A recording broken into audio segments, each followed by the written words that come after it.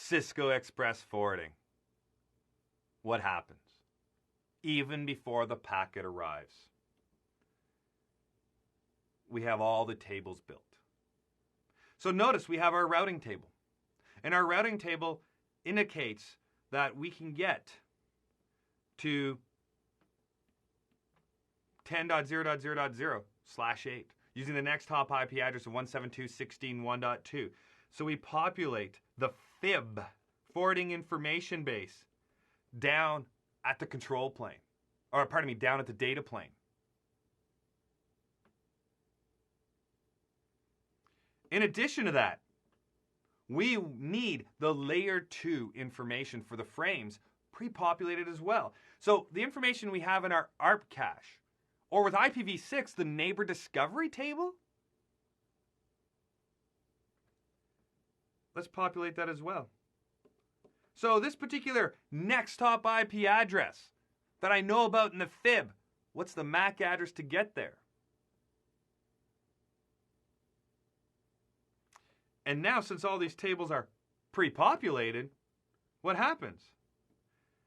We have a packet that arrives inbound. The FIB is checked. How do I get to 10.0.0.1? Oh, okay.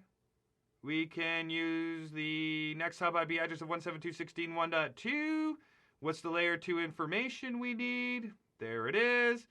All right, out you go. At no point in time do we have to touch the control plane unless information is missing. So you can see how everything fits together here. Let me give you a real-world example of the differences between process switching, fast switching, and Cisco Express forwarding. I like to call it date night. Picture yourself and your significant other going out on date night, and you have children. Let's say you have 2 children. Now let's make it 4. Make this example really exciting. You leave your 4 children with a responsible sitter. Process switching. You and your significant other at a very fancy restaurant, enjoying your meal, enjoying your wine. Your cell phone rings. You answer it. Your children would like a cookie. Can I give them one? Yes, you may. You hang up the phone. 2 minutes later, ring, ring, ring. Your children would like a cookie. Can I give them one? Yes, you may. Ring, ring, ring, ring. Your children want to know if they can go outside and play. Can I let them go outside and play? Yes, you may. Right, so every single time the children ask the sitter has to ask you. So the children are the packet, the sitter is the data plane, and you are the control plane. Let's move on to fast switching now. What happens? You're out at the restaurant. You're having your wine. You're having your meal. The phone rings. Your children want a cookie. Can I give them one? Yes, you may. And if they want any more cookies, you may give them more cookies without asking. So you have just populated the route cache.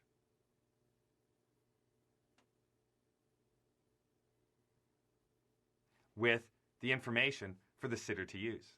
What's after that? Well, let's think about the next item. Ring, ring, ring.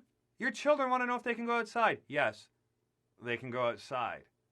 And if they happen to come inside and want to go back outside, let them go back outside unless it's after such and such a time. So you've populated that route cache. The sitter never has to ask you again.